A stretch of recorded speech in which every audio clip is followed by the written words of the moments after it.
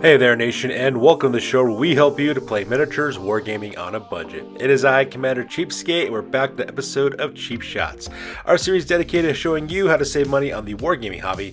And on today's episode, we will show you how to paint Pious Vorne quickly and, more importantly, cheaply for your games of Warhammer Quest Blackstone Fortress. By following the tips, techniques, and materials that we suggest, you can paint your miniature to a beautiful tabletop standard for less than $28. And when you compare that from the materials that you need to purchase from both Army Painter and Citadel, we will help you save over $174. So that being said, let's go and talk about exactly how we're going to paint up Pious Vorne extremely cheaply. So the first thing we have to do, of course, is to assemble the miniature. The Blackstone Fortress miniatures are push-fit miniatures, so the assembly for these guys is very simple. You got to just kind of fit them together real quick. And of course, the next thing we got to do, of course, is to base the miniature. Now, for me, when I use my texturing, I like to use wood glue and sand. These are two products I just have lying around my house. I just wash the entire base down with a layer of wood glue, and then I just dust it real quick with some sand that I get from my backyard, and then I let it dry. Now, to make sure that the texturing actually stays on the base, what I do is I make a sealant, which is a combination of both water as well as wood glue. It's about a 50-50 mixture, and you basically apply it like a wash all over the texturing, and when it dries, it creates an airtight sealant that'll keep the texturing from flaking off the base. After you get done with that step, the next thing you gotta do, of course, is to prime the entirety of the miniature. Now, for me, I like to use flat white primer by Rust-Oleum. You can get this stuff at your local Walmart for about $3.99. It's really cheap and effective, and it does the job well. The reason why you want to use primer is because if you were to take your acrylic paints and apply it directly onto bare plastic, the slightest bit of friction would cause the acrylic paint to come rubbing off your miniature, which could, of course, ruin the overall finish. So to solve that, that's why I use a primer. The second thing that a primer also does too is that the color of the primer has a direct result against the vibrancy of the colors that you're using on your miniature. Now, because I'm going to be using an oil wash on this, using some mid-wax polyshade acrylic to darken down the miniature, I'm going to use a white primer so that way my colors are nice and vibrant, so that way when I apply that darker wash, I don't lose the vibrancy of the colors. So the next step, of course, is to start working on the flesh of the miniature. Now, luckily for us, the only flesh that appears on Pious Vorne is the top of her head, as well as her eyes. So because I'm just going to use 2 thin layers of apple barrel paint, flesh tone, and it costs about 50 cents at your local Walmart, I just put this like 2 thin layers directly on the skin that's exposed on the face, and then from there, ready for doing a dry brushing. Now, for the dry brushing of this, I like to use Delta Serum Coats Peaches and Cream. You can get this at your local Hobby Lobby for about 65 cents. It's a beautiful pale flesh color, and I just do a quick dry brushing on the parts that we didn't flesh earlier. Now, dry brushing is a very nice technique because what it does, it creates the illusion of depth on your miniature by highlighting the raised surfaces of the miniature as well, by leaving that darker base coat in the recesses of the miniature, which gives the illusion of depth on your miniatures. Now, you will have this kind of chalky, kind of pastel finish when you do dry brushing. If that does happen, do not stress out about it. The reason why is because when you actually wash your miniature with the oil wash at the end, it will smooth out those transitions and blend those colors together seamlessly. So the next detail we're going to pick out on this miniature is the robes that Pious Vorne is wearing, and for that color we're using Burnt Sienna by Folk Art. It's a nice, rich, dark brown color, but it's also kind of like a reddish brown color, which is contrasts nicely with all the black that's going to be on this miniature with her armor. So we apply this stuff directly onto her robes. So she has robes showing beneath her where her legs are located, as well as parts of her torso, as well as her left arm as well. We're just going to put 2 thin layers of this color from Folk Art. You can get this at your local Walmart for about 75 cents. It's a beautiful reddish brown color, and once you apply that color, next thing we got to do, of course, is to dry brush the details. The color we're going to use to dry brush the robes is Territorial Beige by Apple Barrel Paint. You can get this at your local Walmart for about 50 cents. It does a beautiful job of applying just a nice general highlight directly on the burnt sienna that we did before. So we do have that darker reddish brown color in the recesses, but at the same time, like as you can see in this picture, the different creases of the fold to the fabric have now been highlighted by that Territorial Beige color. And now that we're done painting the character's robes, the next detail we're going to focus on next is the armor. Now, when it comes to the armor for this character, I decided to paint it black, and the reason why I decided to do that is because from the box art that I've seen online, as well as from the actual box set from Blackstone Fortress, Pious Vorne kind of wears like this leathery kind of armor. So in order to create that leathered armor look, we're going to focus on her boots, the respirator that she's wearing, as well as the armor she has, as well as the gloves that she has on her arms as well. And we're going to pick that on 2 thin layers of Apple Barrel's Pavement. Now, Pavement is actually a very, very, very dark gray, almost to the color of black. It's actually like a really dark gray. But the nice reason why I like to use pavement paint is because there's a bit of grit to it, and the reason why I like that grit texture is because it does a beautiful job of actually capturing dry brushing. So we're going to use this directly onto the boots that she's wearing, her gloves, as well as for her armor and respirator. And once we have those details taken care of, next thing we got to do is a dry brush. So when it comes to the dry brush, we're actually going to do 2 layers of dry brushing on this miniature to bring out a lot of the details from the black armor. The first color we're going to use is pewter gray. It's a nice medium gray made by Apple Paint. Cost 50 cents at my local Walmart. I just do a quick dry brushing directly on all the black armor that I painted earlier. So the respirator, the armor, as well as the boots, as well as the gloves that she's wearing. And as you can see, we can bring out a lot of the details that we couldn't see earlier, like the individual armor panels, as well as the texturing on her gloves. She's got like this studded leather kind of thing going on with her gloves, as well as the creases of the leather in her boots. And then once we get done with that dry brushing, we do another additional highlight on top of that to bring out a lot more of those details. And that last bit of highlighting is going to be pale gray by Folk Art. Costs about 75 cents at your local Walmart. And once again, we're going to do one more dry brushing on the respirator, the armor that she's wearing, the gloves, as well as her boots. And as you can see, it really brings out a lot of those details that we couldn't see earlier. Whenever I do black colors on my color schemes, I like to do 2 layers of dry brushing with a medium gray and then a pale gray, just so that way it creates that dark black look. And the reason why I do that, so that way when I do my oil wash, those details are revealed by the dry brushing will still be there because the oil wash does darken down the value of the colors really quickly. And now that we're done working on that, the next we're going to work on now is on the parchment that this character is wearing.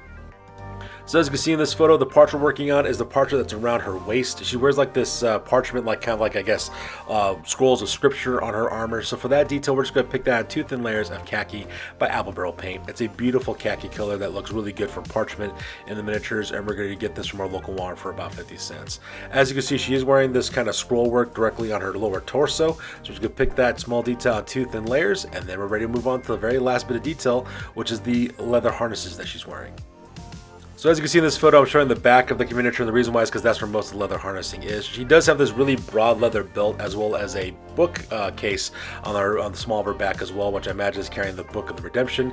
So because of that, for that leather good, we're going to pick that on 2 thin layers of Apple Barrel's Burnt Umber. And the reason why we're doing that is so that way it contrasts nicely with the burnt sienna that we have for her robes, as well as the black armor that she's wearing as well. We're just going to put 2 thin layers of the Burnt Umber on that directly as well, and we're just going to leave that alone. And there are actually, if you're wondering what the next step, I'm not going to dry brush that detail. And the reason why is, to be perfectly honest, I just plumb forgot to dry brush it. I was actually painting a bunch of miniatures, as you can see with those inquisitorial agents in the back, but don't worry, it still looks good. So the next major detail we're going to work on this miniature, because as weird as it may sound, this miniature is almost done, is the flames. So as you can see, the Pious Vorne does carry an eviscerator with a flamethrower attached to it. She's also got this cool little flaming torch thing on her gas tank that she's wearing on her back as well. So for the flames, we're going to pick those flames out in 2 thin layers of King's Gold, and we're going to paint the entirety of the flame. And the reason why we're painting the entirety of the flames is because we're going to gradually build up different colors in the flames to kind of create that flickering flame effect on these miniatures as well. So just put 2 thin layers of King's Gold. You can get this at your local Walmart for about 50 cents. And then we're going to move on to our next color on those flames. And the color we're going to use on the flames is Anita's Acrylic True Red. You can get this at your local Hobby Lobby for about 65 cents. And as you can see in this photo, I decided to pick up the tips of the flames from both the flamer as well as from the torch on her back, just to kind of create that flickering flame kind of effect as well. I decided to use this color as well for the gas hose that's running from the gas tanks that she has in her back directly to the bottom of her eviscerator as well. And we just picked down 2 thin layers of True Red for that as well. So as you can see, those red details look really nice. It contrasts nicely with the black and the browns this character is wearing. Next, we got to do now is start using some mid-tone colors in order to kind of blend these orange and reds together. So to do a real quick dry brush real quick on the flames, I use Tropic Orange from Apple Paint. It's a nice kind of pastel orange you can get at your local Walmart for about 50 cents. And I dry brush the entirety of the flames on both the torch on her back as well as the flames coming from her eviscerator. Now the reason why I do that dry brushing real quick is so that way it does a couple of things. The first thing that it does, it actually blends together a little bit for the reds and the yellows and the flames as well. It also brings out the nice little highlights that's on those flames as well. And the reason why I'm bringing that is because we're going to wash these flames with a little bit of watered down orange paint to kind of smooth out the transitions between the reds and the reds and the yellows. And that orange is going to be a nice little way to kind of blend those colors together. Which brings us to the glaze that we're going to do for this. As you can see, what I did is I took Ripe Tomato by Apple Paint. You can get this at your local Walmart for about 50 cents. I mixed a little bit of Ripe Tomato with some water, about a 50-50 mixture, and combine it together to make kind of a wash. And what I decided to do is I put this wash directly onto the yellow and the orange flames that we have earlier, and it kind of blends the two kind of colors together. As you can see, it kind of merges the reds and the yellows that we have as well with those mid-tones. Same thing with the dry brushing that I have earlier, and it's a very really cheap, cost-effective way of doing this. Now, you will need to apply multiple coats of the ripe tomato. I would suggest going anywhere between 2 to 3 coats. For me, I did 2, but if you need to, putting a 3rd coat would be perfectly fine as well.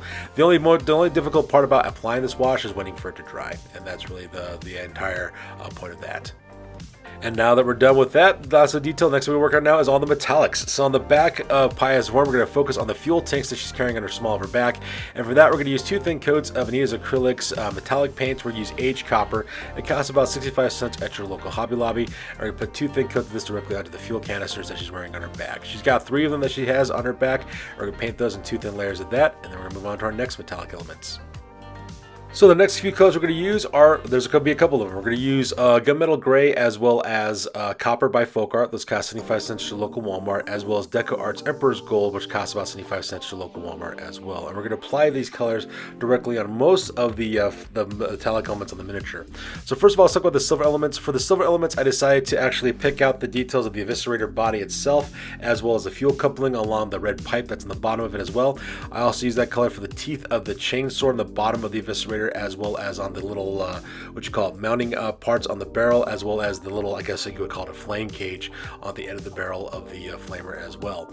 I then also use copper color as well to create the barrel of the Eviscerator, to create that detail, as well as the gold elements on the halo that the character is also wearing that is protecting her face, as well as the little jewelry icon that she has hanging from her belt on her torso.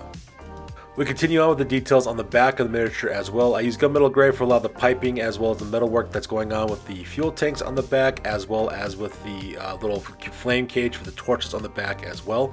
As you can see, I also did the same kind of detail on the back here. I put some of that Emperor's Gold directly onto the, I guess we call it an incense burner that's hanging on her hip, as well as the entire body of the chainsword.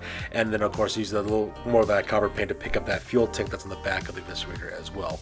And the thing about that is, the reason why you're using so many colors for these metallic elements, so that way you're not having just one plain color for everything. Now granted, it's much faster to paint everything in just one major metallic color, but it's also visually boring, so that's the reason why I made these little details.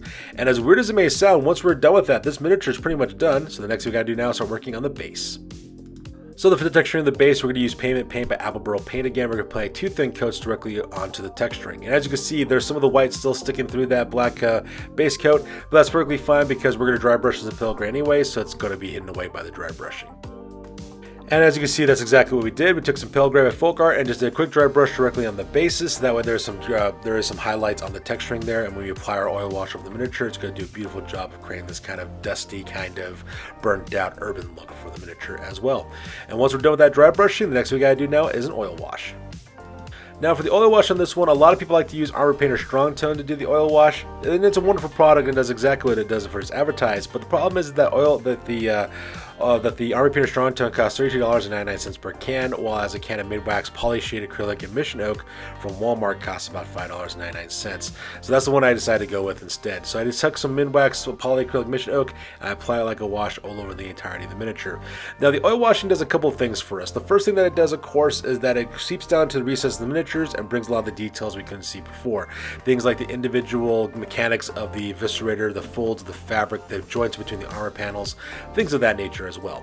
At the same time, the thing that it also does too is it smooths out the transitions between our dry brushes as well as our base coats by getting rid of that chalky texture and also seamlessly blending those two colors together for our highlights as well as our base coats. And the third thing that it does, of course, as you can see here, is it darkens out the vibrancy of the colors that we use on the miniature as well, which is why we use such bright miniature colors in the first place, because the oil wash is going to bring down the vibrancy with that.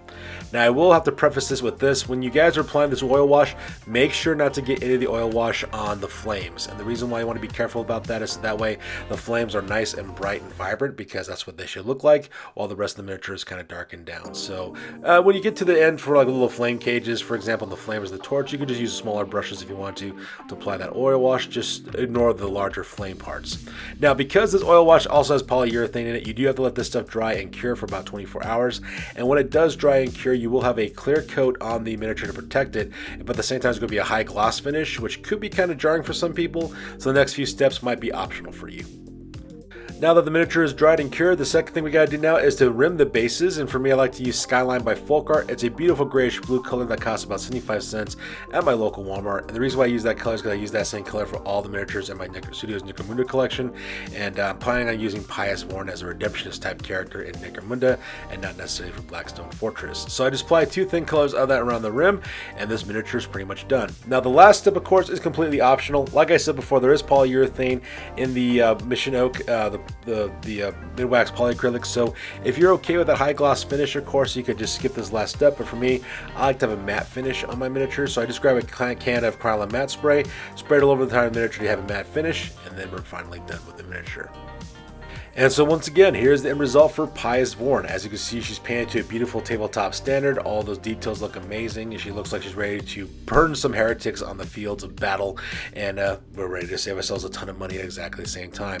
So with that being said, what we're going to do next is talk about the materials that you need to buy from Army Painter as well as from Citadel if you want to achieve the exact same result we did, except using their name brand paints instead. So these are materials you need to buy from both Army Painter as well as Citadel if you want to achieve the exact same effect we did, but by using their name brand paints. You'll need to buy pots of Everland Sunset, Luganeth Orange, Cadian Flesh Tone, Morghast Bone, Baylor Brown, Slanesh Gray, Eshin Gray, Troll Slayer Orange, Flayed One Flesh, Mephiston Red, Rust Gray, Doombull Brown, and Ulthuan Gray, and each of those colors are going to cost you $4.55, which are between 7 to 9 times more expensive than the cheap craft paints that I use to paint up these miniatures. You also need to buy Brass Scorpion, Lead Belcher, Screaming Bell, Retributor Armor, as well as Astro Granite and Wildwood, and all those colors cost $7.80 for those. You also need to buy a can of Corax White Spray for $17 for your primer, a can of Munitorium Varnish to do the matte finish for your miniature, which costs $19.50, and then lastly a can of Army Painter Stronto, which is going to cost you $32 for the oil wash.